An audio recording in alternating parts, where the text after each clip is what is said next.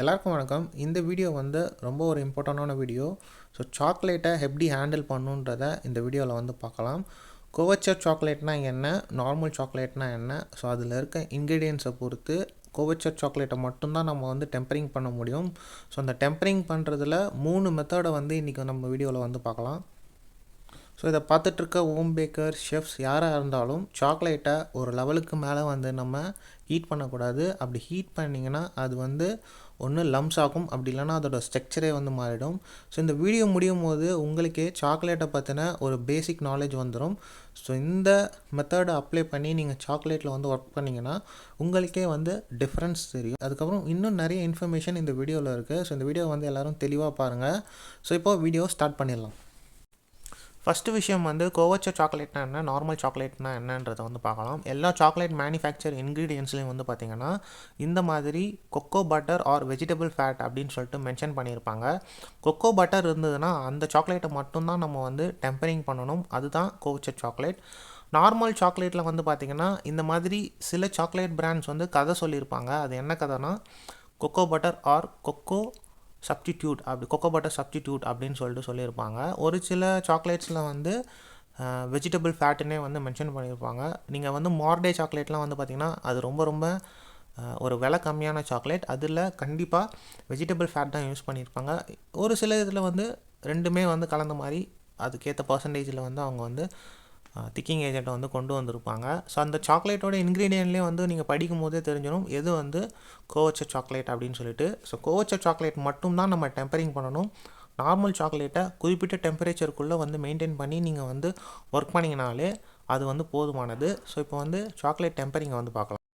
So dark, milk and white இது மூணுத்துக்குமே வந்து பார்த்திங்கன்னா எப்படி வந்து இதை வந்து மெல்ட் பண்ணணும், எப்படி ரீஹீட் பண்ணணும், எப்படி கோல் டவுன் பண்ணணுன்ற டீட்டெயில்ஸ் வந்து நம்ம டெஸ்கிரிப்ஷனில் இருக்கும்.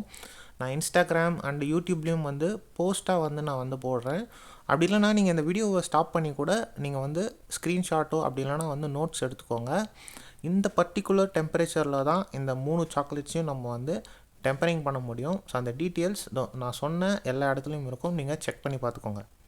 ஹோம் பேக்கர், ஷெஃப்ஸ் யாராக இருந்தாலும் சரி தெர்மாமீட்டர் மஸ்ட். சாக்லேட் டெம்பரிங்க்கு மட்டும் இல்லை, ஃபுட் சேஃப்டி ரீசனுக்காகவும் நம்ம வந்து தெர்மாமீட்டர் கேரி பண்ணி ஆகணும். அதுக்கப்புறம் இன்றைக்கி வந்து டார்க் சாக்லேட் மட்டும்தான் நான் வந்து டெம்பரிங் பண்ணி காட்ட போகிறேன். ஃபஸ்ட்டு மெத்தடாக வந்து மைக்ரோவேவ் மெத்தட்.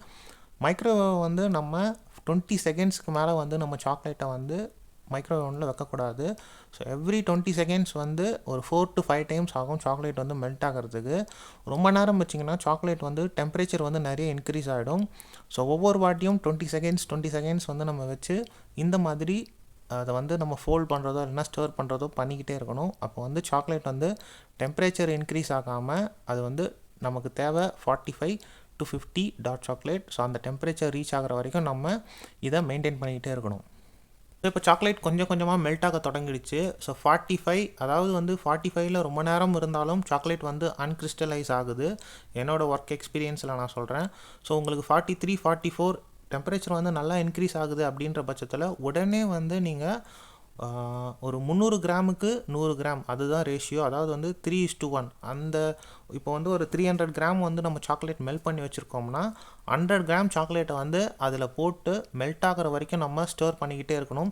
ஸோ இந்த மாதிரி ஃபோல்ட் பண்ணிக்கிட்டே இருங்க. இந்த மாதிரி பண்ணிக்கிட்டே இருந்தீங்கன்னா நம்ம அடிஷ்னலாக ஆட் பண்ண சாக்லேட் வந்து மெல்ட் ஆகி கோல் டவுன் பண்ணுறதும் இல்லாமல் அதுதான் வந்து டெம்பரிங் பண்ணும் சாக்லேட்டை. இதுக்கு பேர் தான் கிறிஸ்டலைசேஷன். ஸோ இந்த மாதிரி பண்ணிக்கோங்க. டார்க் சாக்லேட்டை பொறுத்த வரைக்கும் நீங்கள் 28 வரும்போதே வந்து பைப்பிங் பேக்கு ட்ரான்ஸ்ஃபர் பண்ணுறதுக்குள்ளே ஒரு டிகிரி 2 டிகிரி வந்து கம்மியாகும். ஸோ அதுக்கேற்ற மாதிரி நீங்கள் பண்ணிக்கோங்க. நம்மக்கிட்ட டெம்பரிங் மிஷின் இல்லாததுனால எல்லாமே மேனுவலாக பண்ணுறதுனால நம்ம வந்து அந்த 28, 29 இருக்கும் போதே பைப்பிங் பேக்கு ட்ரான்ஸ்ஃபர் பண்ணுறதுக்குள்ளே கரெக்டாக வந்து நமக்கு டெம்பரேச்சர் கரெக்டாக இருக்கும். ஸோ நெக்ஸ்ட்டு வந்து இப்போ மைக்ரோவேவ் மெத்தட் பார்த்தாச்சு. இப்போ வந்து டபுள் பாய்லர் மெத்தடை வந்து பார்க்கலாம். டபுள் பாய்லர் மெத்தடுக்கு வந்து ஒரு பவுலும் ஒரு பாட்டும் தேவை. பாட்டில் வந்து 1.5 இன்ச்சஸ்க்கு வந்து வாட்டரை வந்து ஆட் பண்ணிக்கோங்க. அதுக்கு மேலே ஆட் பண்ணாதீங்க. அதுக்கப்புறம் பாயில் ரொம்ப ஆகணும்னு அவசியம் இல்லை, லைட்டாக பாயில் ஆனாலே போதும். வாட்டர் வந்து ஓரளவுக்கு ஹீட் ஆனதுக்கப்புறமா பவுல் வந்து பர்ஃபெக்டாக வந்து டாப்பை வந்து ஃபுல்லாக கவர் பண்ணுற மாதிரி ஒரு பவுலை வந்து சூஸ் பண்ணிக்கோங்க. அந்த ஸ்டீம் வந்து எவாபரேட் ஆகக்கூடாது. அதுக்கப்புறமா வந்து சாக்லேட்டை ஆட் பண்ணி நீங்கள் கொஞ்சம் கொஞ்சமாக மெல்ட் பண்ணிக்கோங்க.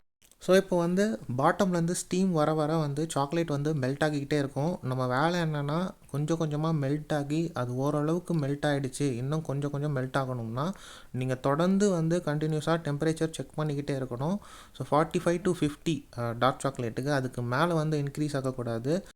நான் ஏற்கனவே சொன்ன மாதிரி ஒவ்வொரு சாக்லேட்டுக்கும் மெல்ட்டிங் பாயிண்ட் ஒன்று இருக்குது. அதை விட அதிகமாக வந்து டெம்பரேச்சர் இன்க்ரீஸ் ஆகாத அளவுக்கு நீங்கள் வந்து பார்த்துக்கணும். இஃப் இன்கேஸ் டெம்பரேச்சர் வந்துடுச்சுன்னா நீங்கள் அந்த பவுலை மட்டும் ரிமூவ் பண்ணிவிட்டு நீங்கள் தொடர்ந்து வந்து ஃபோல்ட் பண்ணிக்கிட்டே இருங்க. டெம்பரேச்சர் கண்ட்ரோல்லே இருக்கும். டெம்பரேச்சர் ரீச் ஆகிட்டும் நீங்கள் அதிலே வச்சுட்டு இருந்தீங்கன்னா டெம்பரேச்சர் ரொம்ப அதிகமாக ரீச் ஆகிடும். அதுக்கப்புறம் சாக்லேட் வந்து அன்கிறிஸ்டலைஸ்ட் ஆகிடும். ஏற்கனவே சொன்ன மாதிரி டெம்பரிங் ஆகாது. இப்போ வந்து டெம்பரேச்சர் வந்து ரீச் ஆகிடுச்சு. நம்ம முன்ன பண்ண மாதிரி நீங்கள் 3ல் 1 பங்கு சாக்லேட் போட்டோம், அந்த மாதிரியும் நீங்கள் வந்து டெம்பரிங் பண்ணிக்கலாம். பட் நம்ம இப்போ வந்து மார்பிளில் வந்து ஸ்ப்ரெட் பண்ணி டெம்பரிங் பண்ண போகிறோம். அது எப்படின்றத பார்க்கலாம். அது பண்ணுறதுக்கு முன்னாடி இம்பார்ட்டண்டான ஒரு விஷயம் என்னென்னா, இந்த பவுலில் நீங்கள் அந்த ஸ்டீம்லேருந்து எடுக்கும் போது வாட்டர் வந்து ட்ராப்ஸ் ஆகும். அதை வந்து நீங்கள் டிஷ்யூ பேப்பரை வச்சு நல்லா வந்து தொடச்சிக்கோங்க. அப்படி இன்கேஸ் நீங்கள் ஒர்க் பண்ணுற சர்ஃபேஸில் வந்து வாட்டர் இருந்ததுன்னா சாக்லேட்டில் வந்து ஒரு ட்ராப் ஆஃப் வாட்டர் கூட இருக்கக்கூடாது. இதுவும் ரொம்ப இம்பார்ட்டண்டான விஷயம். இந்த மாதிரி தொடச்சிக்கோங்க. நெக்ஸ்ட் ஸ்டெப்பு வந்து மார்பிளில் இந்த மாதிரி ஆட் பண்ணிக்கிட்டு இந்த மாதிரி வந்து ஸ்ப்ரெட் பண்ணிக்கிட்டே இருந்தோம்னா டெம்பரேச்சர் வந்து சீக்கிரமாக வந்து கம்மியாகும். இதில் வந்து 27 ரீச் ஆனதுக்கப்புறமா நம்ம பவுலில் ட்ரான்ஸ்ஃபர் பண்ணிக்கலாம். இதுவும் one of the method. So இந்த ஃபஸ்ட்டு மெத்தட் வந்து சீடிங் மெத்தட்னு சொல்லுவாங்க. இது வந்து மார்பிளில் ப்ளேஸ் பண்ணி பண்ணுறது. ஸோ இந்த 2 மெத்தடை வந்து பார்த்தோம். ஸோ இப்போ வந்து டிஃப்ரென்ஸ் பார்த்துடலாம். இஃப் இன்கேஸ் நீங்கள் வந்து சாக்லேட்டை வந்து ஓவராக வந்து டெம்பரேச்சர் இன்க்ரீஸ் பண்ணிட்டீங்க அப்படின்னா என்ன நடக்குதுன்றதை வந்து பார்க்கலாம். இப்போ வந்து இந்த சாக்லேட் வந்து 60 அபோவ் வந்து ரீச் ஆகிடுச்சு. இப்போ வந்து நான் வந்து இதை செட் பண்ணதுக்கப்புறம் காட்டுறேன். டெம்பரிங் பண்ண சாக்லேட்டும் அன்டெம்பர்டு சாக்லேட்டும் என்ன மாதிரி ரியாக்ட் ஆகுதுன்னு நீங்களே வந்து பார்த்துக்கோங்க. இதை வந்து நீங்களே வந்து வீட்டில் டெஸ்ட் பண்ணி நீங்கள் வந்து தெரிஞ்சுக்கோங்க. ஸோ இந்த மாதிரி தான் வந்து ரியாக்ட் ஆகும். ஸோ நல்லா ஷைனாக இருக்கிறது வந்து பார்த்திங்கன்னா நம்ம டெம்பர்டு பண்ண சாக்லேட். அந்த ஒரு சாக்லேட் வந்து பார்த்திங்கன்னா கலரும் வந்து இல்லை, கிறிஸ்டலைசேஷனும் இல்லை, அதுக்கப்புறம் வந்து அது வந்து கிறிஸ்பியாகவும் இல்லை. இந்த மாதிரி தான் நீங்கள் ஓவர் ஹீட் பண்ணிங்கன்னா சாக்லேட் வந்து ரியாக்ட் ஆகும். ஸோ இதுதான் ரிசல்ட். ஸோ இப்போ வந்து நம்ம ப்ரோக் பண்ணி பார்த்துடலாம் சாக்லேட் எப்படி இருக்குது, tempered chocolate untempered chocolate. Tempered chocolate வந்து ப்ரோக் பண்ணிங்கன்னா அது வந்து கிறிஸ்டலாக அழகாக வந்து உடையும், கிராக் விடும். But untempered chocolate or over heated chocolate வந்து இந்த மாதிரி நம்ம கை வச்சாலே வந்து கையில் ஒட்டிக்கும். இன்னொன்று வந்து அது வந்து நல்லா வந்து கிறிஸ்பியாக வந்து உடையாது.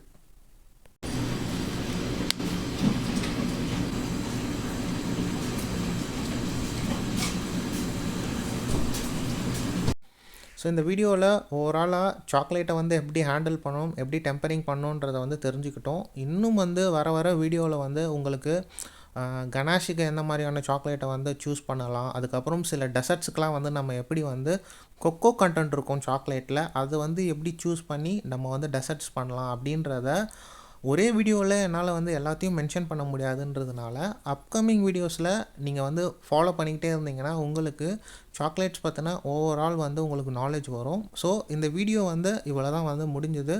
உங்களுக்கு இந்த வீடியோவில் வந்து ஏதாவது டவுட்ஸ் இருக்குன்னா கண்டிப்பாக வந்து கமெண்ட் பாக்ஸில் கமெண்ட் பண்ணுங்கள். நான் வந்து எல்லாரையும் வந்து ரீச் பண்ண முடியும். ஸோ நான் நெக்ஸ்ட் வீடியோவில் வந்து எல்லாரையும் சந்திக்கிறேன். தேங்க்யூ.